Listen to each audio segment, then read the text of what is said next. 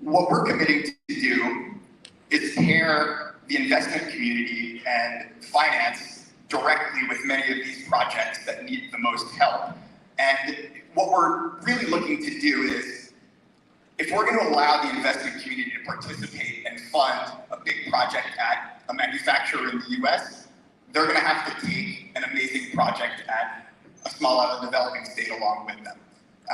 These have great private sector returns, and there's a real business case for this getting done. So with our 5 or 6 gigawatts of projects, or $7 billion worth of projects, our pledge is to really make sure that we can generate economies of scale by pairing these private sector companies and private sector needs with the needs around the globe. But one of the keys to making this work is artificial intelligence. It's the digital solutions of the day. And we've talked about it a lot over the last few days, but powerful partnerships are really the key. We have amazing partners here. One of our core partners on the island front has been for a number of years now, the Kingdom of Tonga. Great to be here with the Honorable Prime Minister and Ambassador Tone and other folks who really supported this process. But I'll cut the commercial short. It's really an honor to be here. And at the end of the day, data is going to set us all free. The power of everything out here to really create energy abundance and clean energy abundance. It's here, the technology's here, the money's here, and we need to access it as quickly as possible.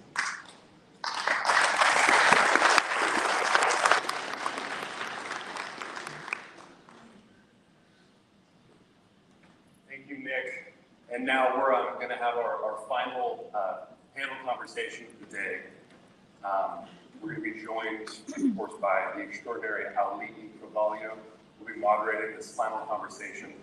And she'll be joined by Ambassador Belfu from Tuvalu, Ambassador Sita from Kiribati, and Ambassador Kagua from the Republic of Marshall Islands. Excellencies, please join me on stage in about 30 seconds. Thank you.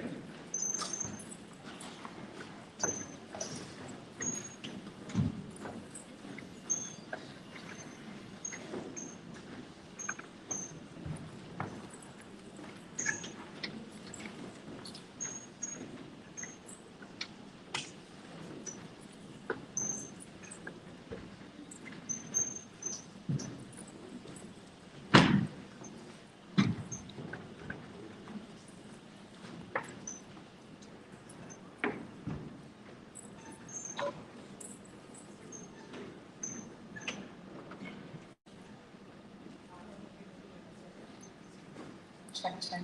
You're saying, wow, they're really good. It's really quick.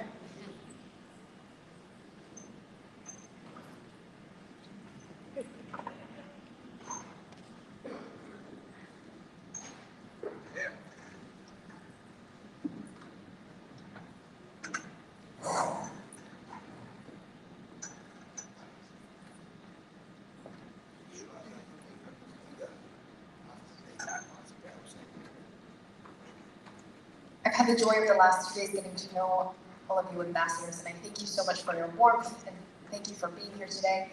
In accordance with time, I would love to keep all of your answers under a minute so I can really hear from all of you.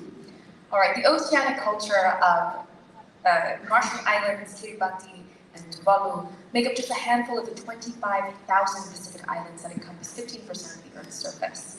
Within the 3 main cultural groups of the Pacific Islands, Melanesian, Polynesian, and Micronesian, we hold over 1,750 languages and a history of being at the forefront for advocating for climate initiatives and commitments. My first question, this will be to you, Ambassador. How does sea level rise impact your countries, and what are you doing in your respective capitals and the UN to combat those threats? Who wants to go first? Who wants to go first? It's a good question. Okay, let me start.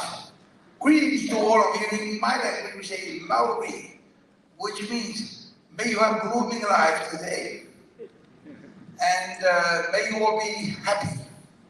That's what Maori means. Maori. So, I want to thank Matt and the sponsors of this great event event we are joining. And I am very, very grateful. This is my second time to be in this summit. And I want to thank all of you. I want to thank Thomas people here. Thank you for celebrating the EarthX Day. And we really enjoy what you did. Thank you. You represent all of us. Now, climate change. Is that new? I had climate change maybe 6 years ago. What did you say? I was a member of parliament. They say climate change is coming. What is that? It means that the earth is warming up. There's a hole in the ozone, and the planet is warming. And you guys in the Pacific, you're gonna sink. You're gonna disappear. Wow, that's not right. Well, the sea is going to be rough on you. You're going to do a lot of terrible things. But the sea is our friend. We've been friendly with the ocean for thousands of years. Thomas mentioned about they were there, and we were there too. We were interacting with the ocean. We help each other, support each other. Sometimes a little fights here and there, but that's okay. We come out now. We're all friends. We're all friends. We're one huge family trying to deal with the so-called climate change. Who's causing it?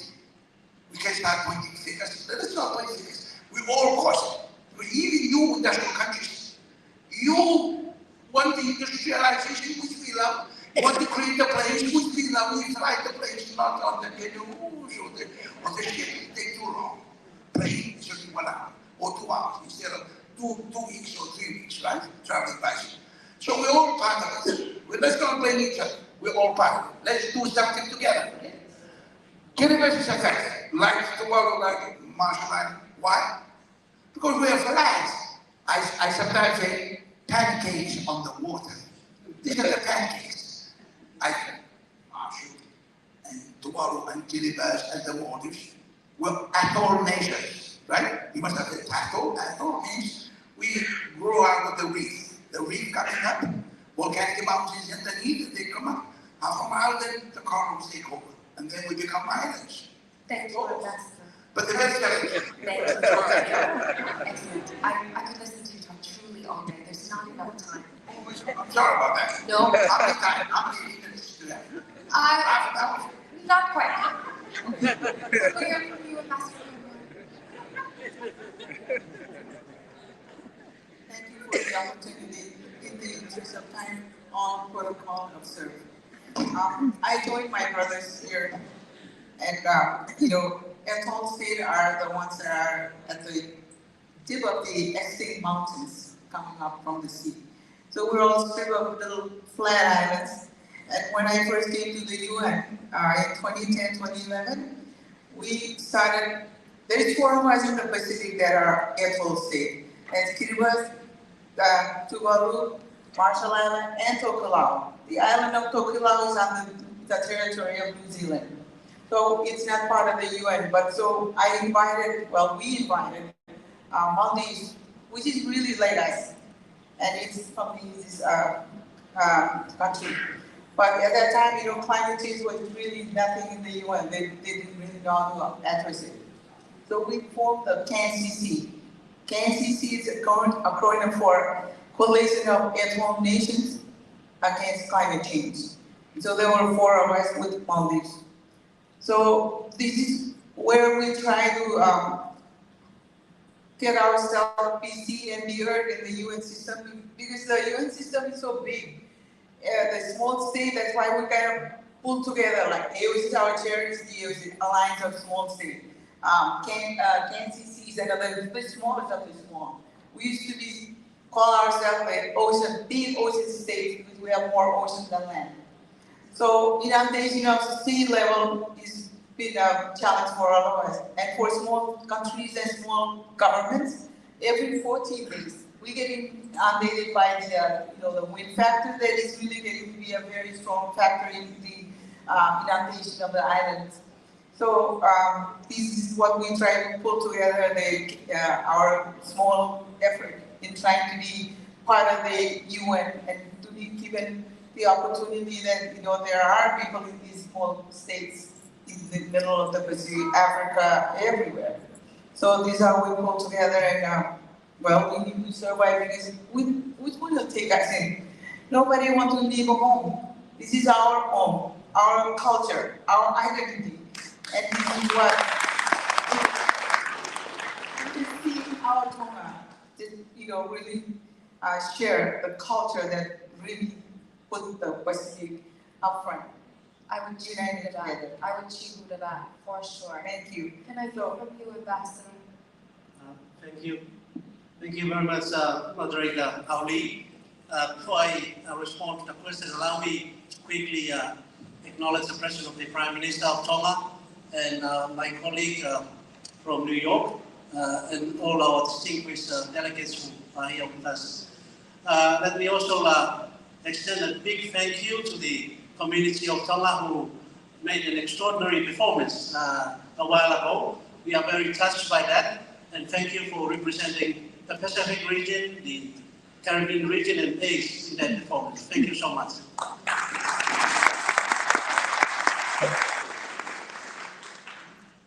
Let me begin by saying that Tuvalu, Kiribati, and the Marshall Islands are three small island countries in the Central Pacific between Hawaii and Sydney. We are low-lying atolls, average of 2 to 3 meters above sea level, and we are all vulnerable to the issue of sea level rise. So the question to us is, how is the impact of sea level rise we experience back in our respective countries?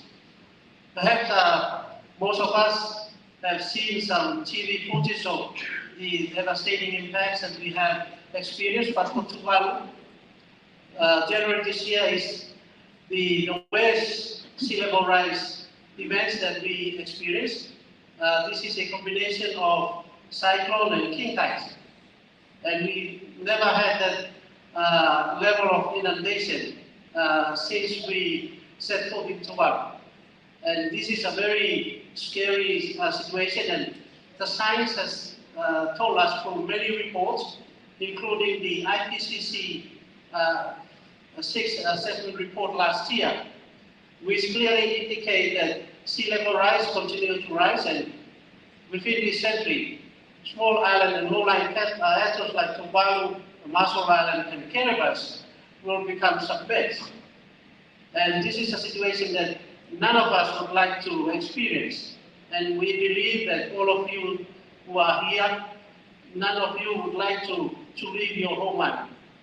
So the question to us is, what are we going to do with that? We have been trying very much to advocate at the UN, and all of us here have been very instrumental in setting up groups, forming up coalitions to help us in advocating the impact of climate change.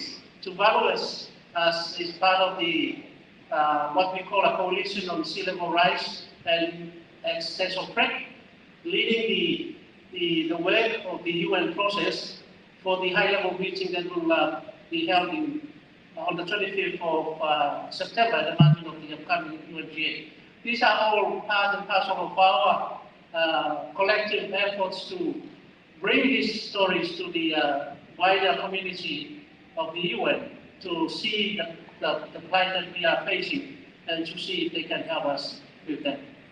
Thank you very much. In a quick 1, 2, 3. The overarching theme of Sid's Forum, or the International Conference, Fourth International Conference, Small Island Developing States, happening next month, is charting the course for resilient prosperity. Quickly, what does resilience mean to you? Ambassador Panifo, I'll start with you. What does resilience mean to you? Thank you. We in the Pacific tend to feel that we are resilient people because we live in the Pacific. We live in conditions of environment conditions that is very very hard to live. But the recent impacts that we now face because of the impacts of climate change has reminded us that we need to strengthen our resilience. Yesterday, the Prime Minister of Tonga made a very good point that we cannot just wait until a climate event happens and then we can strengthen our resilience. but we have to start strengthening our resilience to be able to bounce back if there is a climate event. So resilience to us is something that we need to work very hard, especially our main and basic infrastructure. We need to build our infrastructure to be able to withstand the impacts of these climate events. Thank you. Ambassador Kabul? Thank you, Ian. I want to just say what our Prime Minister from Tonga had said, that we have no choice. So what we do at the UN is trying to be more vocal, to find our voice, to really, tell the world that, we are special people in the Pacific, that, we did not cause all of this. But we are at the front line, as Ethel said.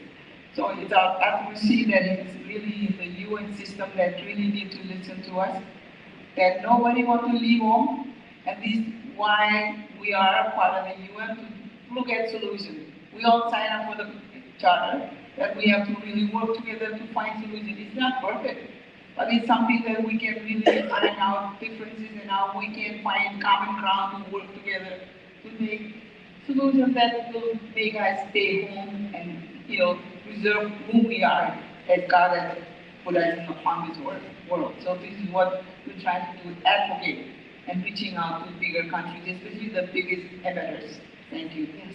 Thank you for that wonderful work, Ambassador. Well, resilience to me is be ready and be strong. Ready and strong, strong and ready. If you're weak, then you're well played. You got to go and hide somewhere.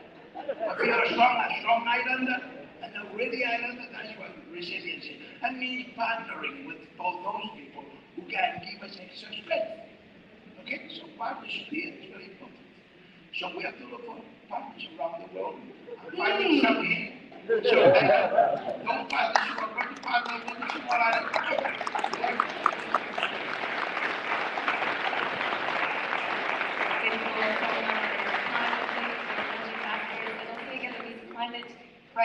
The climate crisis that we're in, these challenges, they're not inevitable. Rising sea levels are happening, but going completely under is not inevitable. And I would love to see partnerships in this room and with the people on stage. Thank you all so much.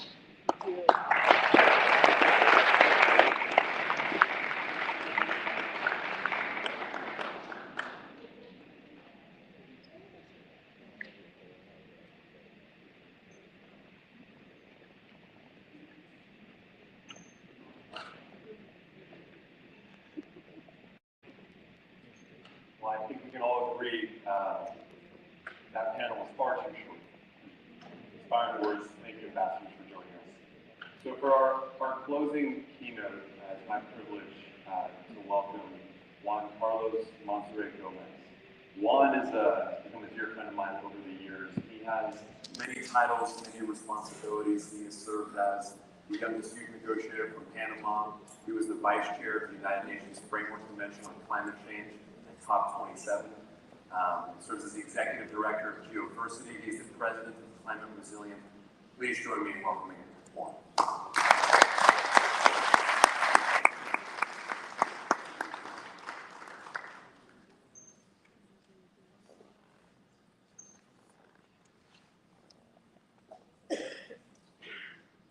So as Juan gets mic'd up,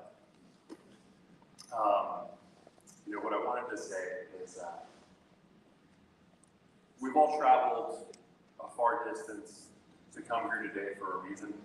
And it wasn't just to watch extraordinary speakers on stage inspire us. That's an amazing part of it. We're here for partnerships. After we break, I hope you all come together, connect. And here's Juan. All right, Juan.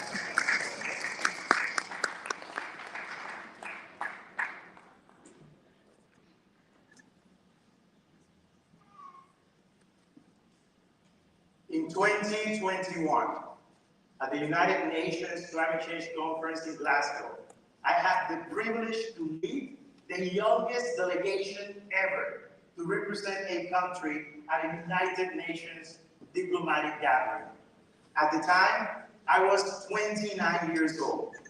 At that same conference, my peers elected me Global Vice Chair for the implementation of the United Nations Framework Convention on Climate Change.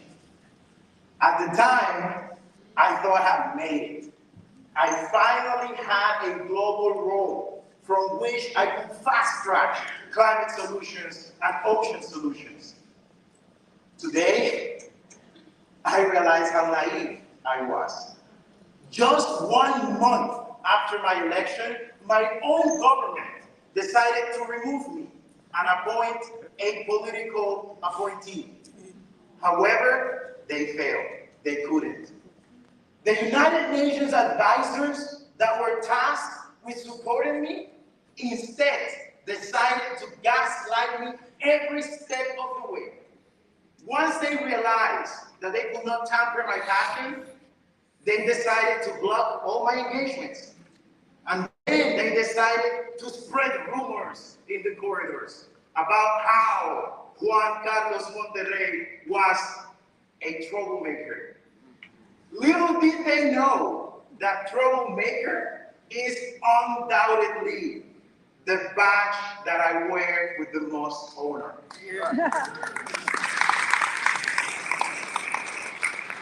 Even when we have a seat at the table, we're pushed out. Only because we're young. Only because our vision is too big. I believe that to build resilience in island nations and vulnerable communities, we must tear down the barriers for the involvement of young, capable leaders in decision-making and business. I won't mince words. To build resilience in island nations and vulnerable communities, science and facts must be the cornerstone of the conversation. To build resilience in island nations and vulnerable communities, our indigenous leaders should not only be brought to the UN to feed on the spectacle, they should be given a seat in the tables where their future is being negotiated. No one knows best how to protect our forests and how to protect our ocean than our indigenous brothers and sisters, so they deserve a seat at the table. To build resilience in island nations and vulnerable communities, the promise of one nation, one vote should be finally realized at the United Nations. Powerful nations should not be allowed to come at the last minute to bulldoze agreements that ultimately are to the detriment of our people and to the detriment of our planet. To build resilience in island nations and vulnerable communities, our leaders must represent our values and our ideals and not the special interests of mining companies, of fossil fuel companies, and the fishing industry. To build resilience in island nations and vulnerable communities, we must eliminate minimum age requirement for high-level political office so that young, capable leaders can take us to the finish line.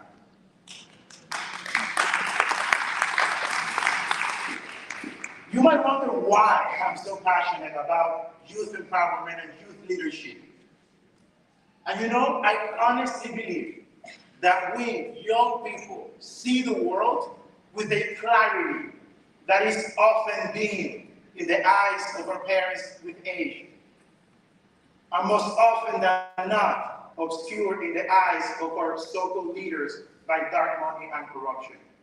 It is young ocean advocates that have led the effort for a moratorium or a precautionary pause on the dangerous emerging industry of deep-sea mining. 26 nations have already joined this goal. Many of them are small island developing states, including Micronesia, Vanuatu, also the Dominican Republic and Panama, two nations where my organizations currently operate. To the proponents of deep-sea mining, they usually tell us that we need the rare minerals from the seafloor to be able to fast-track the green transition and the uptake of renewable energies. Now I got a news flash for you. A green transition is not green if the outcome is the loss of biodiversity. A green transition is not green if the outcome is the destruction of our oceans. How can we even think about deep sea mining when we know more about the moon than the deep floor? Young people are vigilant, and we will not let it happen. I would like to share with you another example of young leadership, this time coming straight from my country, Panama. It is thanks to young female Panamanian government officers that Panama enacted the first Coral Reef Protection Act in Latin America. It is thanks to young Panamanian female officers that Panama now has 54% of its water under protection. It is thanks to the work of young female Panamanian officers that 60 new species of shark have international protection. This is a prime example on how young people can lead if they are supported by the elders.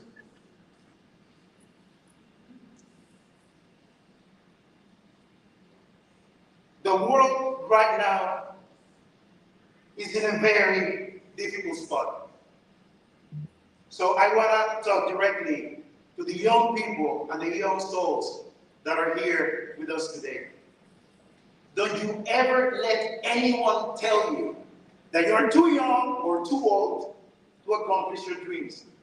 Don't you ever let anyone tell you that your vision is too big. Yesterday, in the opening of this forum, our host, Travel, said something that has resonated with me the entire night. He said, big is good and bigger is better. So to paraphrase our dear friend, a big vision is good, but a bigger vision is better. Young people out there, your community needs you. Island nations need you. The world desperately needs leaders that don't sell out. Your power is your passion. Your power is the clarity you see the world with. To build resilience in island nations and vulnerable communities, we must say no to deep sea mining, we must say no to overfishing, and we must say no to fossil fuel subsidies. This is my truth, and these are the causes that I am willing to die for. My question for all of you is, what are you willing to die for? Thank you, Dallas. Thank you so much.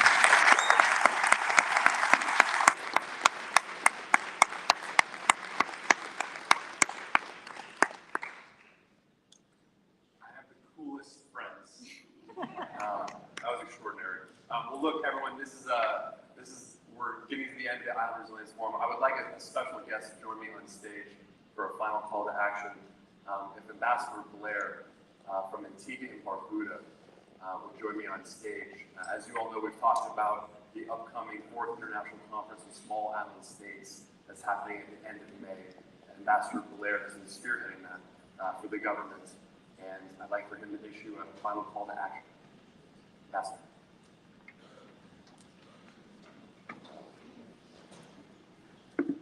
Thank you, Matt.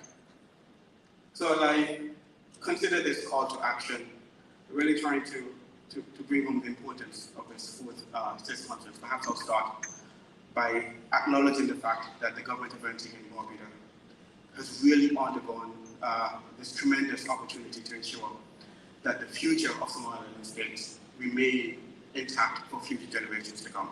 It's quite an expensive undertaking, and so I continue to advocate for the type of support that is needed to the government of Antigua and Barbuda for us to cross the finish line in preparing for this conference.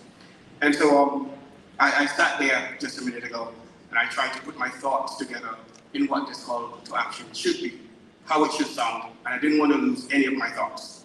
And so imagine for a moment that we live in a world where we are together in harmony with nature, where the threats of today are opportunities for tomorrow and progress for years to come. Imagine for a moment in time where your voices, where our voices can be elevated as change makers.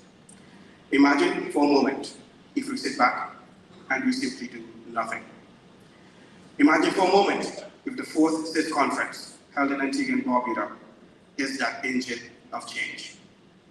With all this imagination, just imagine if those who can do so invest in the future of islands, where technology and innovation in the islands allows this world, the world that we cherish, the world that we live in, become better and more resilient.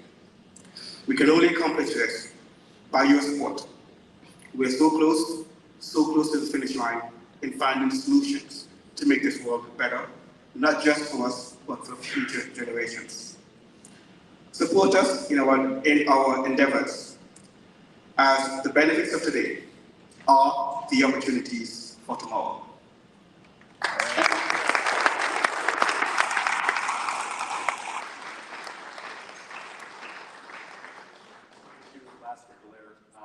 I want to close out the Island Resilience Forum with this.